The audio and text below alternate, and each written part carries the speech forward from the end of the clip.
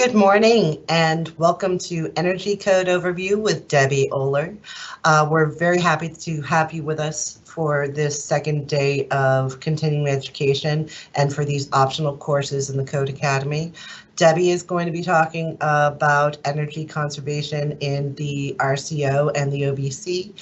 This is a rapid, lightning fast overview of a very complex topic. So we're going to ask you to put your questions in the Q&A, and then we will be answering those by email likely after the presentations are all concluded. Thank you for your time and attention. We do appreciate you being here. And now to introduce our speaker, this is Debbie Ohler. She is a staff engineer with the Board of Building Standards. She's been with us for 25 years, and you would never know it to look at her though. And she's very, very knowledgeable. She is the go-to person for questions, mechanical, electrical, and plumbing. She develops the code here and works with many of our constituent groups. And without further ado, Debbie Ohler. Hey, thanks, Meg. That was a very kind introduction. We do have a lot of material to cover today, and I wish that I could spend a whole lot more time with you all on this, but I will have my contact information available to you at the end of the presentation. And this presentation is included as part of your handout in the Code Academy handout package. So make sure that you check in there, because in addition to the presentation, there are a few other handouts that I'll be referring you to today. And if you have the ability, you may want to open up a few of those handouts on another computer or device, because it might be helpful for you to be able to see them a little better.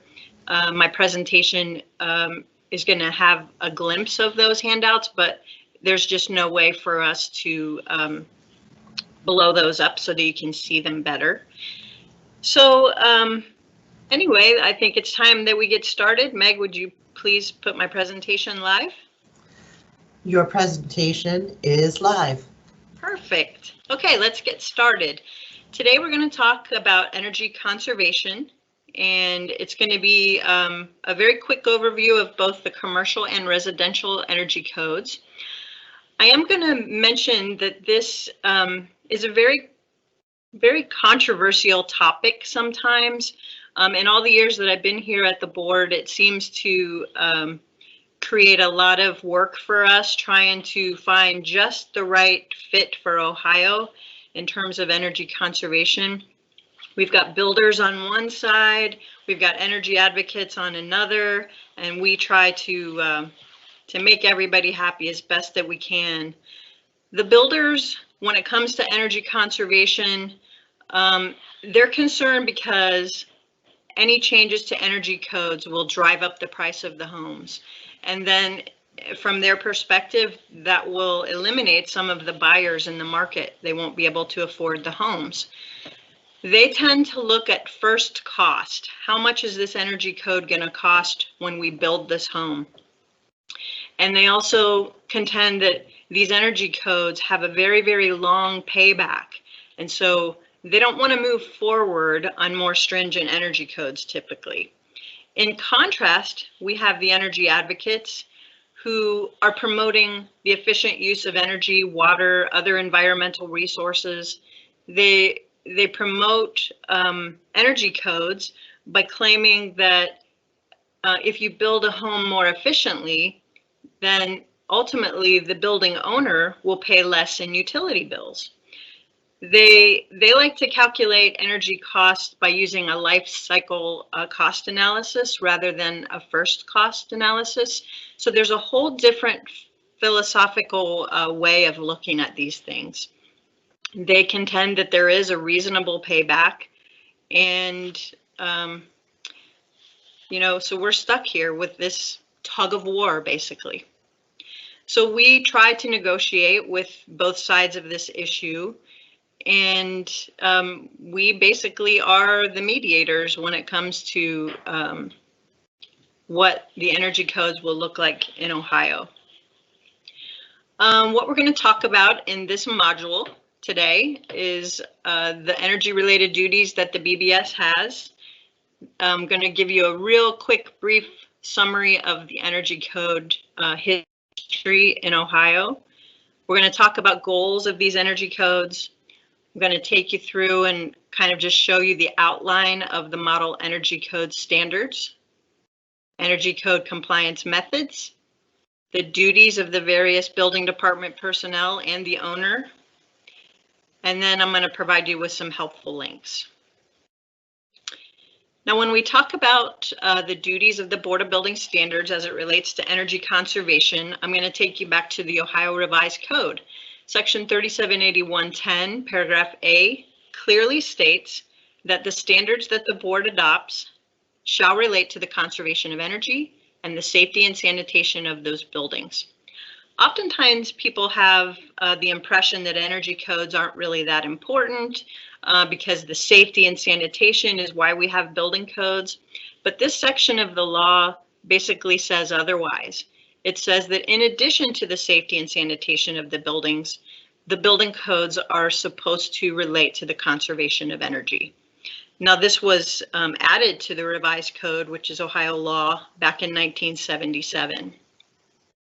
You'll also notice that in the state statute 3781.11, paragraph A3, the rules of the board are also supposed to reduce the cost of construction without affecting minimum health, safety, and security of the occupants. So again, like I described before, the BBS is kind of in this role of trying to balance cost, impact of these codes, and the energy efficiency. BBS is the referee or the moderator here. So let's talk a little bit about history of energy codes in Ohio. This all started back in the mid-1970s when, and many of you may be old enough to remember, some of you are young and you will have no idea what I'm talking about perhaps, but back in 1973, there was an Arab oil embargo, which created a national energy code crisis. The federal government then got involved and basically wanted states to establish energy conservation programs. The Ohio Department of Energy, which is now the Ohio Department of Development, worked with the Board of Building Standards back in that time frame and asked us to adopt some energy conservation rules into our building codes so that they could secure some federal grant dollars. So the board back in the day, staff worked with Ohio State University and local ASHRAE chapters as well as architects, and they developed a performance-based energy budget approach. It wasn't adopted right away, but it was basically establishing a BTU per square foot per all the different occupancies, the type of buildings that we regulate. Now in the early 70s, this was also happening nationally, that ASHRAE was developing some consensus standards for energy conservation in buildings. They adopted their first standard in 1975. This is the very first, basically the very first rule that the BBS adopted, and this was called the Energy Analysis Report.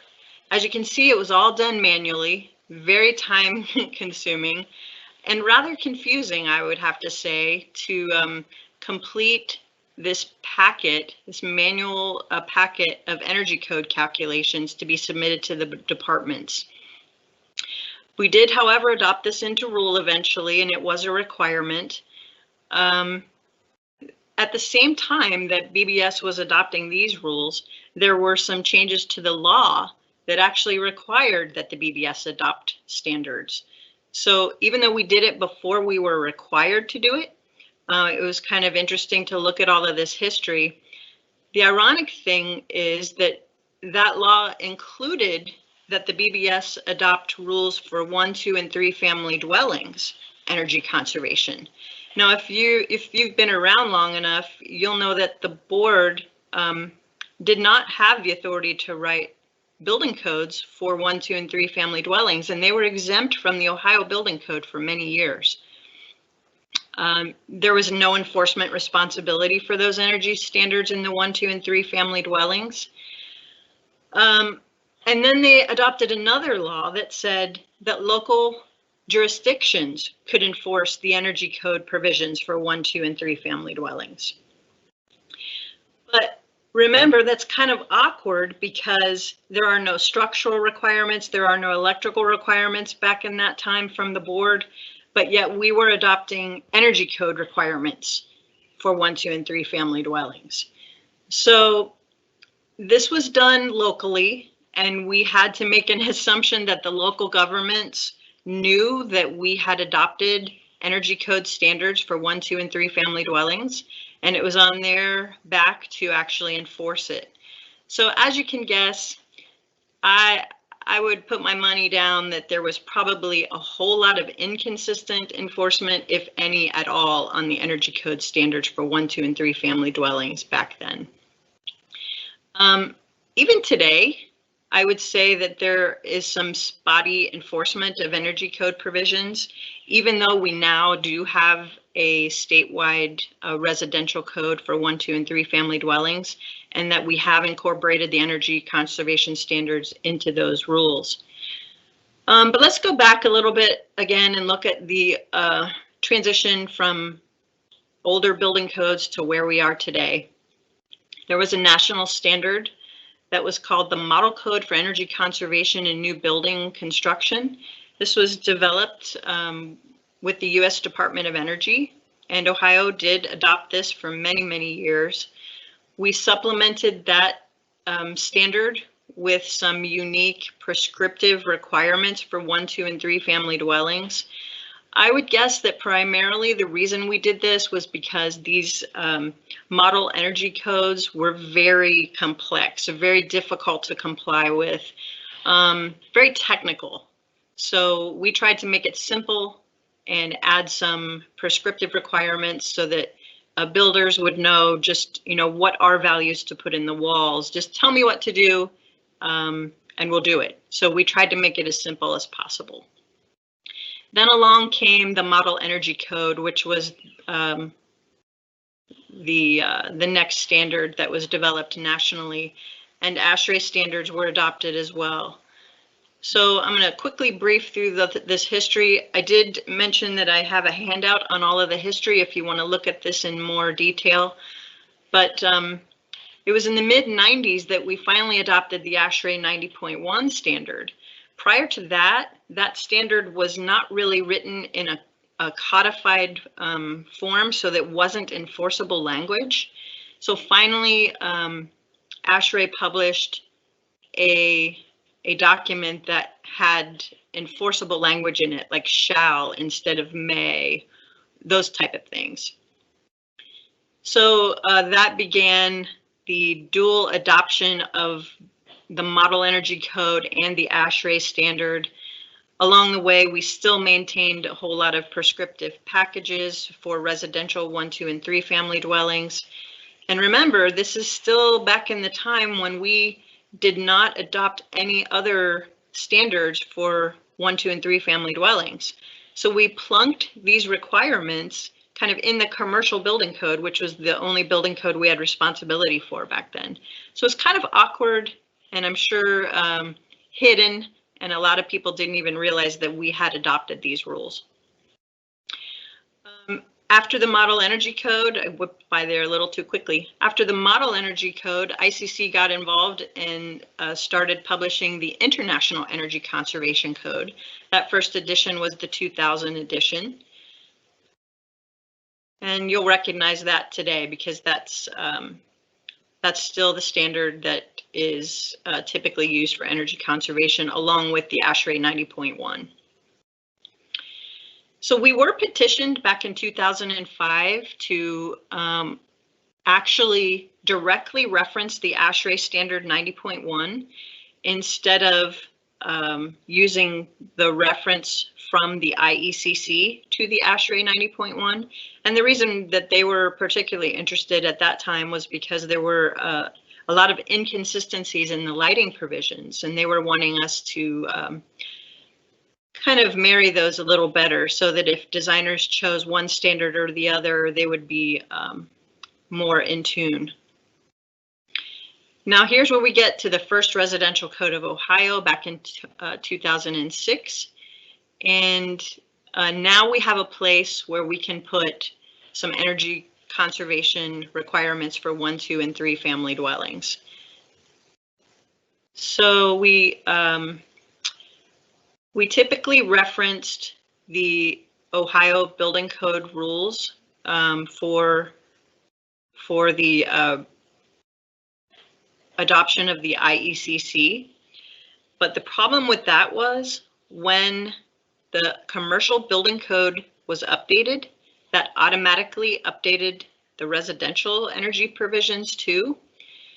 And that caused some problems. A lot of builders missed it. They didn't realize that the energy code provisions had been updated because the OBC was linked to the RCO energy. So the board wanted to break that link between the OBC and the RCO when it comes to energy conservation. During this time, which was about 2008, there was a builder in particular that was very concerned about our update of the energy code and thought incorrectly that that was going to require him to change his construction practices and use 2x6 construction in order to achieve the required R values for his building. And even though this was incorrect, you know, as they say, the squeaky wheel gets the grease. And he went all the way to the governor's office, and the governor's office did intervene, and the board was forced to basically roll back energy conservation requirements. That's the first time and only time that that's really happened over our history. So we went from the 2006 Energy Conservation Code back to the 2003. And there was a committee established to review energy conservation and the cost impact and so forth. And it was determined that it was okay to move forward finally at that time. We also supplemented the IECC with some prescriptive paths for builders that made it a lot easier to comply. So that's kind of where we've been since that time. We have been on a path of dually referencing the ASHRAE 90.1 and the IECC for commercial buildings. And so Chapter 13 of the Ohio Building Code is where you'll find all of those energy conservation requirements.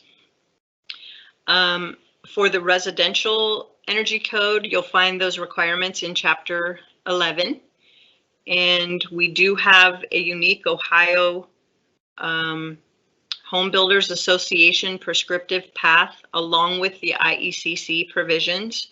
So there are many, many different ways of demonstrating compliance. And the idea is to provide maximum flexibility to the builders and the designers when it comes to how to demonstrate energy conservation. Now, when we talk about the goals of an energy code, it's basically broken down into a handful of goals. We want to limit the air leakage through the building envelope. We want to minimize heat loss and heat gain through that building envelope. We also want to promote the use of efficient appliances, mechanical as well as service water heating. And we also want to promote the efficient use of power and lighting. So this is basically, in a nutshell, what these energy codes are trying to do. Now, I know a lot of people get really intimidated by energy codes, and it's really confusing for them. Part of the reason is because of all of the different methods that are out there. So I'm going to try to simplify this, hopefully, for you all, so that you don't feel so intimidated, and perhaps you'll have a lot more confidence when it comes to enforcement of energy standards. And if you're a designer on the line, hopefully this will help you as well. So when we talk about building envelope and the heat loss and the infiltration, what is a building envelope? This is a defined term, and it's defined in the energy standards as well as the building codes as the basement walls, exterior walls, floors, ceilings, roofs, and any other building envelope assembly that encloses conditioned space or provides a boundary between conditioned space and exempt or unconditioned space. So you'll see this diagram here that kind of gives you an example of a building envelope. This is a typical residential or small commercial building. And you'll see the red line, which outlines the building thermal envelope in this case.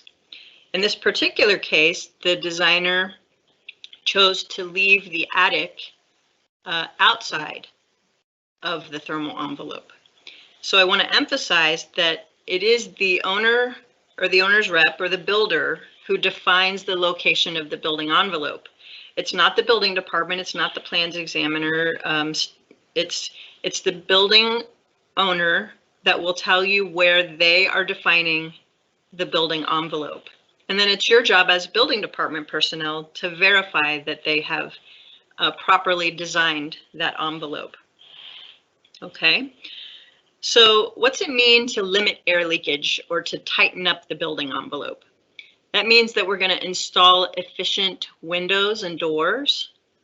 We're going to seal all the cracks in the building around those windows and doors and all of the joints in the building construction, the framing. We're going to do that by caulking and using special gaskets and sealants. We're going to install air barriers in that building envelope. And what is an air barrier? That's a defined term. It's basically an assembly, a different type of construction components that will limit air leakage. So this is one example here of a house wrap that can qualify as an air barrier.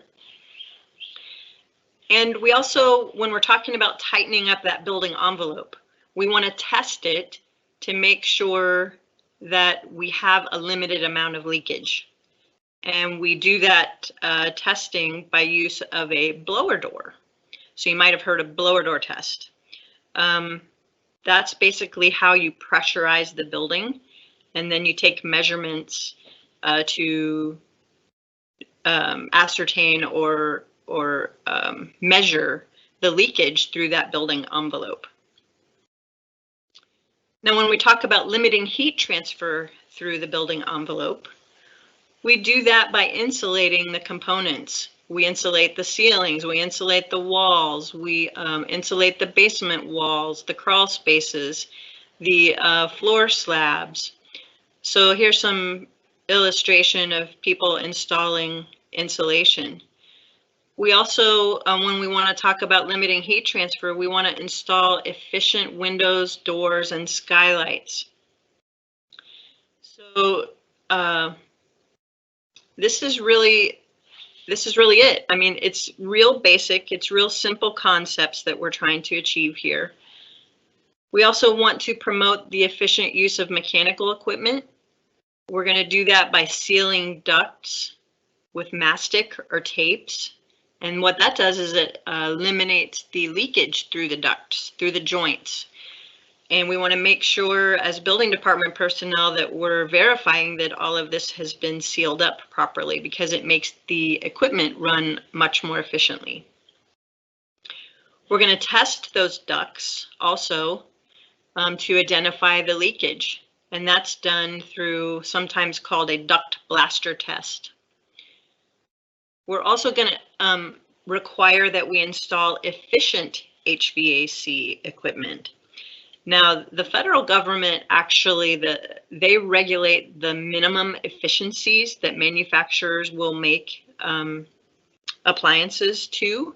So that's not something that you're typically going to find in our rules. Instead, the rules are going to refer you to federal minimum standards. But what you will find in the energy conservation rules and also in the building codes is that, building and mechanical codes, I should say, is that the HVAC equipment is required to be designed to a certain standard, And that's done by calculating the loads for the building.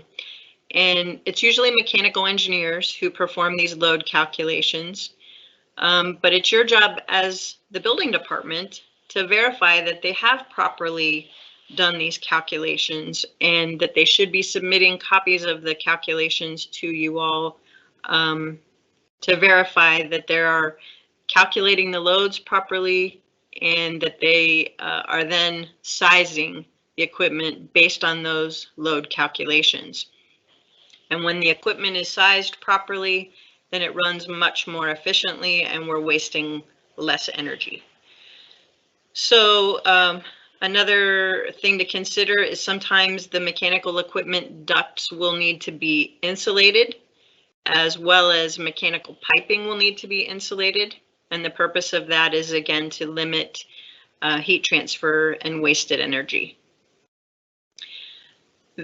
It seems to be lately that most of the energy code changes are related to controls. So what we're seeing in more recent requirements is, controls that shut off the equipment when it's not needed. Again, this will obviously save energy because we're not using fans when we don't need the fans, that sort of thing.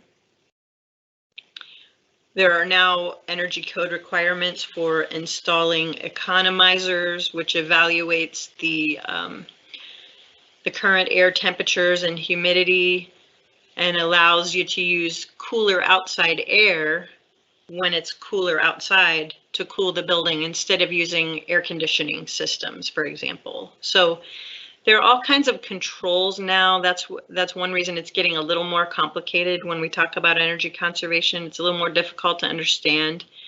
But bottom line is we're trying the best we can to save energy. And when we talk about service water heating systems, your hot water heating system in the building, we try to save energy by limiting the length of the piping that serves our hot water heating system. Many of you can relate to this because it takes a long, long time when you turn on your shower to get hot water to that fixture. I can relate to that as well. One way to minimize that is to provide a looped system. We also insulate the piping as one way of keeping the heat in the pipe instead of allowing it to dissipate through heat transfer. And again, much like the HVAC equipment, we want to install efficient hot water heating equipment. So you probably have noticed a transition from tank type hot water heaters to instantaneous water heaters where you don't store all of that water. Instead, you heat it when it's needed. That saves energy. So that's, the whole purpose of all of this that we're talking about today, again, are methods to save energy. Again, controls are a big part of this. We turn off things when we don't need them. And similarly for power and lighting. We want to install low efficacy lighting, such as the compact fluorescent lighting, which are now being replaced by the LEDs. We want to establish maximum voltage drops. We want to install automatic receptacle controls when we can. We want to install automatic lighting so that when you walk into a room, the lights come on, and then when you leave, they turn off automatically. These are all things that are being built into buildings now. There's also a maximum interior-exterior lighting power allowance that has to be considered when we are trying to comply with the energy code. So let's look at the outline of these model code standards. The IECC 2012 is what's currently referenced in the Commercial Building Code, the OBC, Chapter 13. So this is how it's laid out. You basically have two parts to this energy code. You have the commercial provisions, which are laid out fairly simply. You have scope and administration, you have definitions, which are always very, very important. You have general requirements, which is the place where you're going to find climate zones.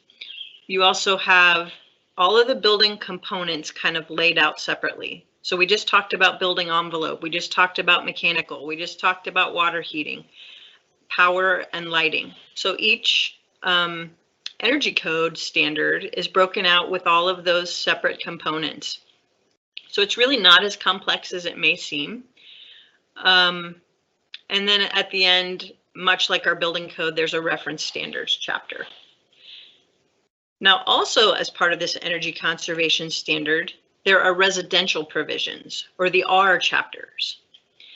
So very similar to the commercial chapters, it's laid out with a scope and administration section, a chapter 2 definition section, a general requirements section, and then we break it out into the different components. And then there are different methods of demonstrating compliance that are also plunked in here. And we're going to talk about that here in a few minutes. Now let's switch over to the 2018 edition of the IECC, because currently here in Ohio, we have two different IECCs referenced. For the commercial buildings, we're using the 2012 IECC, as I just described to you. But on the brand new Residential Code of Ohio that went into effect July 1st, 2019, we have moved forward to the 2018 edition of the International Energy Conservation Code, and it looks like this. So the outline is basically the same. We've got commercial chapters and we've got residential R chapters. What is different between the 2012 and the 2018 are that we've added a few different methods of energy code compliance on the residential side. You'll see here on the bottom right of the slide, we have a new method of demonstrating compliance called the Energy Rating Index. But they've also kind of reorganized the chapters since the 2012, and that they've moved some of the administrative provisions to the new chapter 5, which is for existing buildings. It's the same requirements basically, but they've been moved to a different location.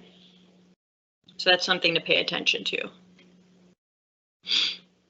Now let's look at the ASHRAE 90.1. You remember that this is another option on the commercial side. So if you're designing a commercial building, you can use either the ASHRAE 90.1 standard or the commercial provisions of the IECC. So one important thing that I want you to notice here is the title of the ASHRAE 90.1 document. This standard was never designed to be the standard for energy conservation for low-rise residential buildings. It only kicks in when you have 4 or more stories. So that's an important thing to remember. So if you're designing a building or reviewing a building that is a 2-story building, for example, that is not going to be able to be within the scope of the ASHRAE 90.1, and the designers are not permitted to use that standard for energy code compliance. So they're going to be forced to use the other standard, which is the IECC. It's really important to remember that. So let's look at the layout of the ASHRAE 90.1 standard. It's very similar to the IECC layout. You'll notice there's a scoping section, there are definitions. Again, I want to emphasize how important definitions are. If you're getting confused, double check and go back into chapter 2 and see if you have any definitions that you can look at to help you through this. It's broken out into the building envelope requirements, the HVAC requirements, the service water heating requirements, power and lighting. And then we have other methods of demonstrating compliance that are kind of laid out near the end of the standard. So, it's not really complex when you break it down like this. Let's look at how the energy standards are applied. Both the IECC and the ASHRAE are based on, the requirements are all based on climate zones. Now, currently in Ohio, we have 2 climate zones. We have zone 4, which is the yellow shown in this picture, and we have zone 5, which is the majority of Ohio, shown in green. I want to give you a little bit of a heads up though. future versions of the ASHRAE 90.1, which we have not adopted yet, but they're coming someday. They're changing the climate zones again. This has happened a couple times in our history, but predominantly what's happening is that the climate, as you all know, is changing. We're becoming warmer and warmer. So that yellow line is moving up. So in future editions of the standards, they're going to relax a little bit in terms of the stringency of the requirements.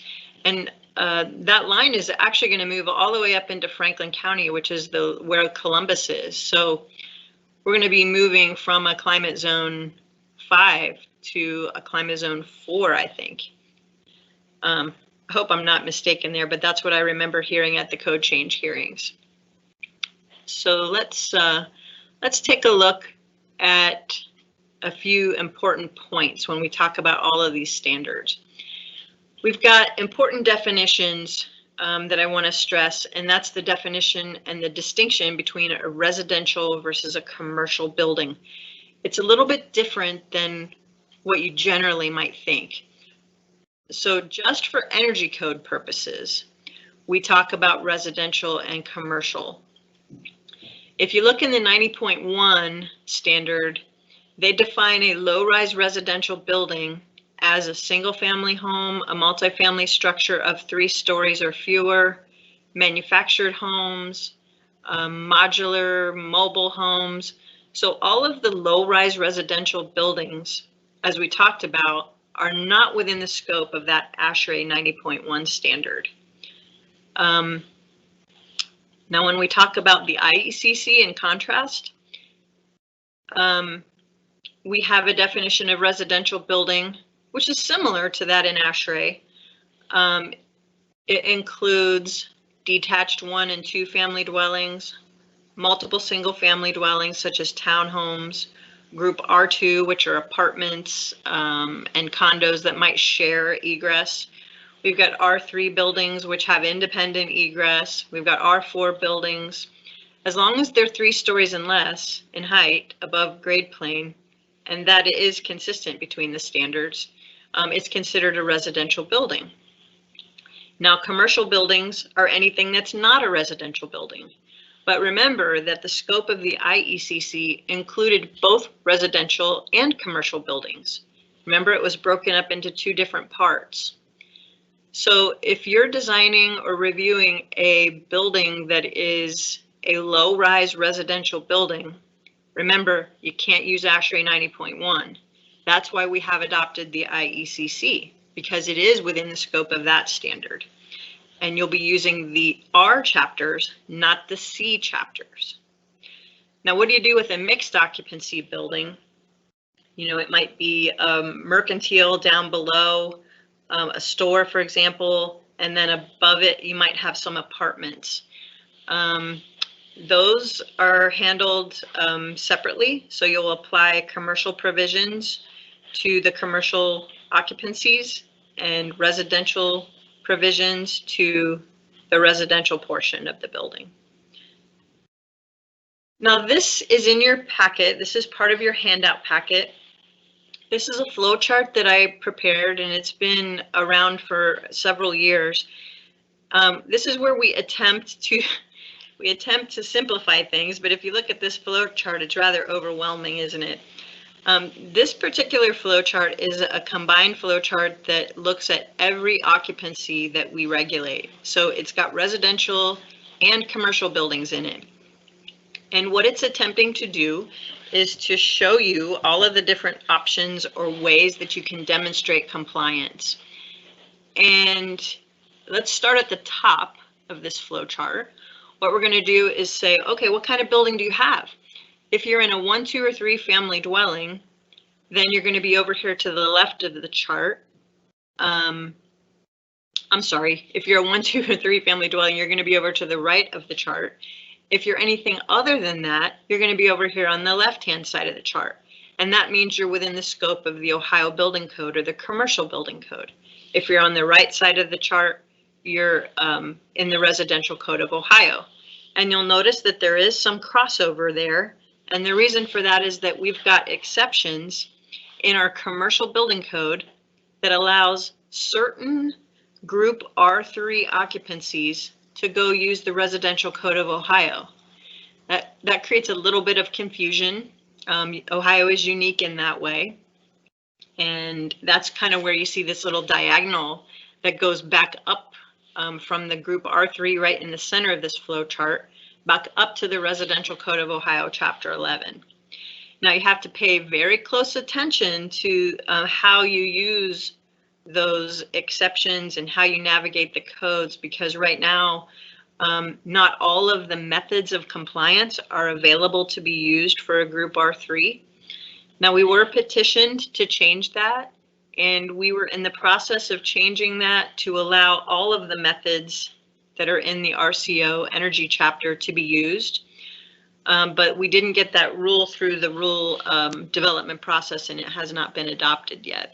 So pay close attention to the changes that occur over the years. There are some subtle changes that have a really big impact on how you apply energy conservation provisions. And we try to keep this flow chart updated and on our website for you to refer to at any time.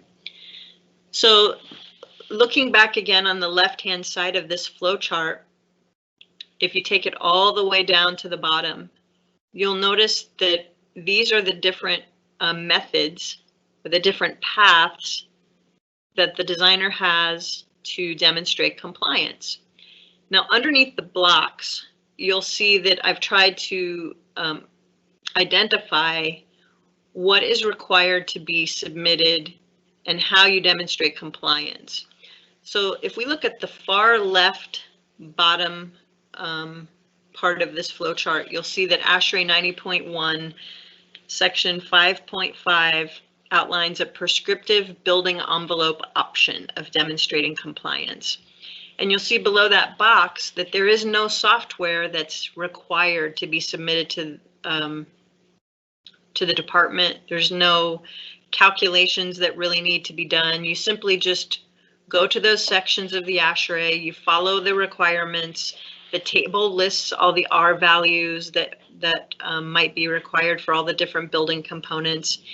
And what you do is you make sure as a designer that you have properly illustrated and identified, first of all, which path you're choosing, and then properly identified and selected all of the component R values, show those on your details, on your construction cross sections, so that a plans examiner, when they are reviewing your plans for compliance, first of all, they'll know what method you've chosen to demonstrate compliance with, so that you'll be on the same page. And then they can quickly look at your construction documents and verify that what you've shown on your documents is actually what's matching up with the requirements in the standard. So similarly, if you go along the bottom row of boxes here, these are all of the different options that are available to designers when they're trying to demonstrate energy code compliance. Lots of different options. And again, that's to promote flexibility. Some of them require a lot of homework on the part of the designer. A lot of calculations are required. Others are very simple, easy ways to demonstrate compliance. It usually follows that the easier that it is to comply, the more stringent the requirements are. So that's why you'll typically see builders using the more complex methods of demonstrating compliance, because that gives them a lot more flexibility in their building design, and it reduces costs. So again, I know this is really hard to see, and that's why it is included as one of your handouts. The next chart is basically taking the right side of the previous flow chart and blowing that up and erasing all of the commercial provisions. This is a simplified flow chart just for new 1, 2, and 3 family dwellings. And you'll see, just like, excuse me, just as in previous, there are multiple ways of demonstrating compliance. One thing I want to point out here is that there are mandatory provisions that are also outlined in these boxes here. The energy codes, if you were to leaf through them, you would see mandatory requirements marked by the paragraphs. And anytime you see a mandatory requirement, that means that that does have to be met. So again, these are handouts for you to browse later. And if you have any questions, please feel free to contact me via email or phone, and I will do my best to help you through it. So there are also some documents in the handout section for you that look like this. Now, these are basically descriptions in writing of all the different methods that are available for demonstrating compliance. It's kind of a written version of that flow chart, if you will. Now let's look at all of these different options that are available. So let's look at the commercial buildings first. The OBC Chapter 13 is where you're going to find the option first of using either the 2012 IECC or the 2010 ASHRAE 90.1. And you'll find the specific dates of those standards back in Chapter 35. But we've outlined basically 3 different types of ways to demonstrate compliance. You can either use prescriptive packages, you can use envelope trade-off methods, or you can use performance methods. Very similar to what you see here in the residential code, we've got prescriptive packages that are available to you as a method of demonstrating compliance, and those are found in the RCO Chapter 11. Or you have another option to go to the 2018 IECC directly and use those prescriptive packages. Or you have a unique Ohio Home Builder Association prescriptive packages called the OHBA option. In addition to those prescriptive packages, there are other options. There is an envelope trade-off method, just like in the commercial buildings. There's a simulated performance alternative method, which is very similar to the commercial energy cost budget method. And then there's the energy rating index, which is brand new, effective in July of last year when we adopted the new Residential Code of Ohio. This is a new method of demonstrating compliance. It's another performance method for demonstrating. Now, what's the difference between the simulated performance method in the residential code and the energy rating index, the new method? Well, it's basically that the simulated performance alternative method doesn't allow you to trade off HVAC and water heating efficiencies, but the ERI method does. So the ERI method is a true performance method in that sense. Both of them use software packages to kind of, let's say that you might want to put less insulation in your roof, and you can kind of trade that insulation off by putting more insulation in the walls, for example. That's what we mean by a trade-off. But when you look at a performance method, it looks at the whole building and not just the envelope. So the simulated performance method in the residential code is kind of transitioning to more of just an envelope trade-off method, which we already have as one of the other options. And so the ERI is our true performance method. It gives you credit for orientation of your building, for using efficient appliances, and it's kind of a scoring method. It uses an index rating system from 0 to 100, and you're required to meet here in Ohio, if you're in a climate zone 5, for example, you're required to meet an index number of 61 when you do these calculations.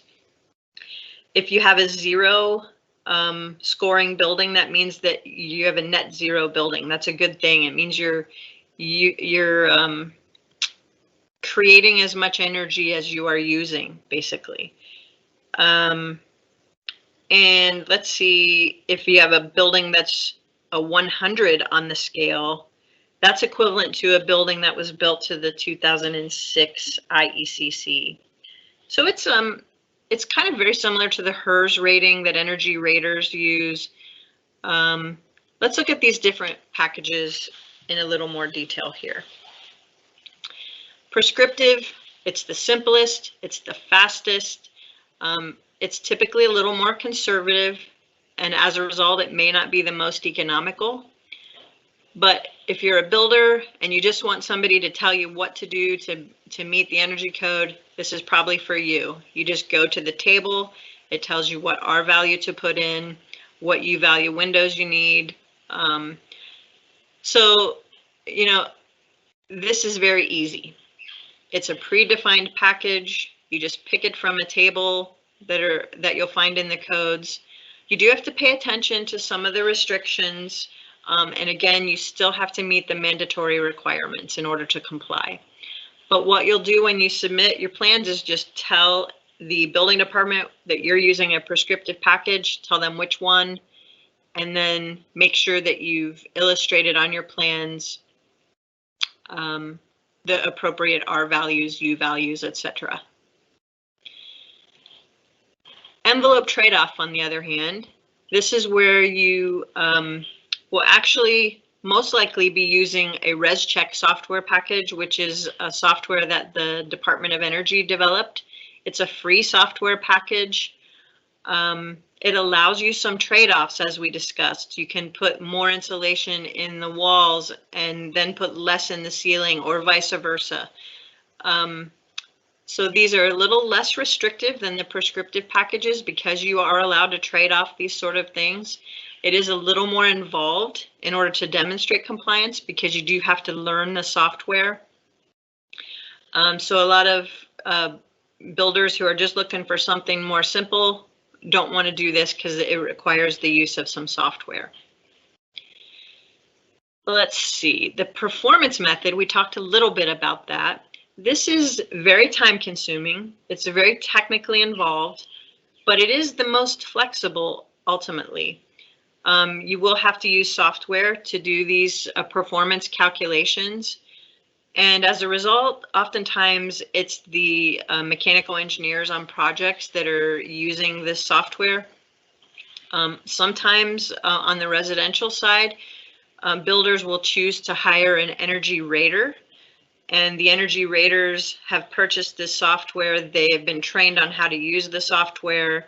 They also, by the way, have learned to conduct all the tests on the building envelope and the ducts. So it might be worth it if you're a builder to go out there and hire an energy rater. They can do these things very quickly and efficiently for you, and submit all the appropriate paperwork to the building department so that you get your approval very quickly. But these performance methods are ideal because it looks at the big picture of your building. It calculates the overall energy usage, and it gives you credit for everything that you've got. All of the energy efficient appliances, the orientation of your building, everything. It's not just looking at the component like the wall R value and so forth. So you might want to consider performance methods.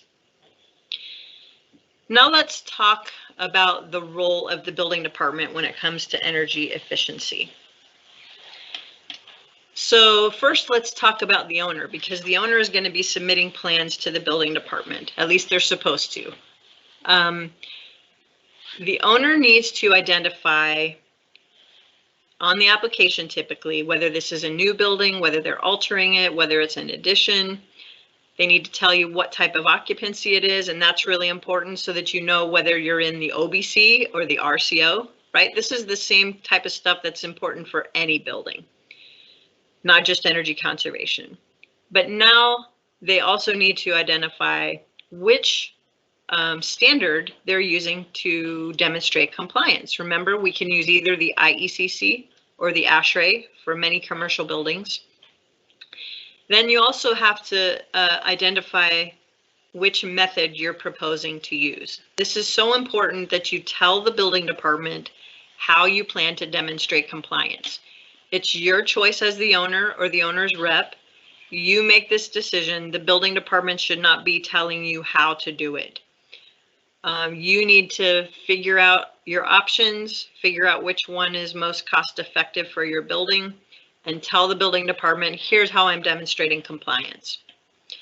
You'll need to identify where the building is located because that determines your climate zone. You need to provide construction documents with all of the appropriate cross sections and R values and deficiencies and all of that. And if you are using software, you're going to need to provide compliance reports. All this needs to be submitted to the department. Now, if you're a plans examiner and you receive all of this information, your job is to familiarize yourself with these codes that we just described. You need to understand how they work, how they're laid out. You need to understand all the definitions so that you can properly review these plans and make sure that the owner has proposed an energy compliant design. You'll want to look at the building envelope, make sure that the wall, ceiling, floor, slab, crawl space, all those R values are identified and that they meet the requirements. You want to look at the windows. Those U values need to meet the requirements. You want to look at the air leakage requirements. Make sure they provided air barriers. Make sure there are notes that they're going to seal all of the openings.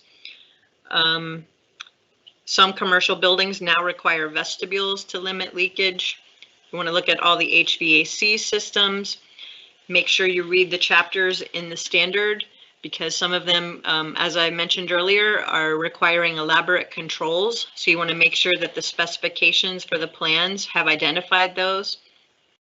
Economizers, energy recovery ventilation systems are now required in some situations, not all. So you need to be knowledgeable about the code requirements to make sure that you're familiar with what is required and that you can check on the plans to make sure that it's there. Same with the service water heating. You want to make sure that the length of the piping matches the plumbing code requirements for there's actually a threshold for when you need to provide a looped system. Make sure that the proper temperature controls and piping insulation is provided when it's required. Power and lighting systems, you have to pay attention to all of those requirements in the energy code and then verify that those details are provided on the construction documents. Now, if they're using software to model these buildings, then there will be some compliance reports that are required. Sometimes there will be a modeling software package report that is submitted to you, and then after the building has been built, there will be a confirmed modeling software report that you'll want to make sure that you have. And that is just basically confirming that what was built matches what you approved during the plan review phase. I know this is getting really technical. I'm just attempting to give you a very high level overview of all of this. We could spend days talking about energy code compliance, and I encourage you to seek out more training on this. Hi, Meg. I can't hear you. Hi, Debbie. We're running close to the hour, so if you want to, you're on it. Good deal. Almost done. Yep. Give me a few more seconds. Okay. All right. So the inspector's role here is to verify, as always, that what has been installed is actually matching what was on those approved plans. You're going to want to look for all of the energy checklists to make sure that things have been sealed properly, to make sure that efficiencies, equipment efficiencies have been installed as they were laid out on the construction documents. Make sure that the insulation has been installed properly. Now let's look at the Model Energy Code long-term goals, just to give you a heads up. these codes are continually increasing in stringency, little by little. The goal of the national model codes is to eventually head us into the zero energy consumption buildings. So you'll need to keep up with this. You'll need to familiarize yourself with these new codes when they come out so that you can properly design, review, or inspect these buildings. That's all I have for you today. I have a bunch of helpful links here that you can click on and read more and learn more at your leisure. And again, as always, if you do have any questions, here's my contact information. Please give me an email or a phone call, and we will attempt to answer any questions that may have popped up in the question and answer session today. That's all I have for you. Do we have any questions now, Meg? Debbie, we had a few questions, some of which got answered in your presentation, I believe. But I think let's answer those in a follow-up email with the Q&A. And I appreciate everybody's being here, your time and attention in this very important topic. We are back at 1 o'clock for residential occupancies with Jay Richards. Debbie, thank you so much. That's a great presentation. We all appreciate it from you. I hope it's simplified things a little bit for people and that they don't feel so intimidated about energy conservation. That's the goal, right? That's the goal. Everybody have a great day. All right, see you at 1 o'clock, people. Thank you so much. Bye-bye.